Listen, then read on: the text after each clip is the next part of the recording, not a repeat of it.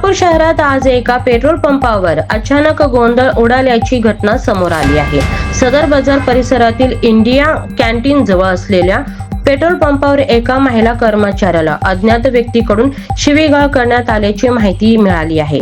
या घटनेमुळे काही काळ परिसरात तणावाचे वातावरण निर्माण झालं। प्रत्यक्षदर्शीनुसार संबंधित व्यक्तीने अचानक वाद घालत महिलेशी गैरवर्तन केलं, ज्यामुळे पंपावरील कर्मचारी आणि उपस्थित नागरिक घाबरले।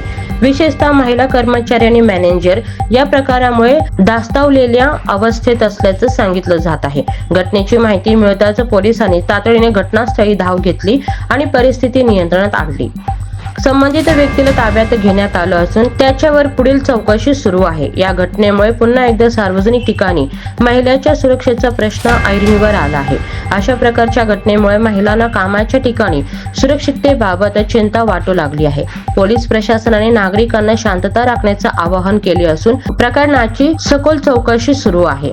तुमच्या मते सार्वजनिक ठिकाणी महिलेच्या सुरक्षेसाठी अजून कडक उपाययोजना गरजेचे आहेत का? कमेंटमध्ये तुमचं मत नक्की सांगा।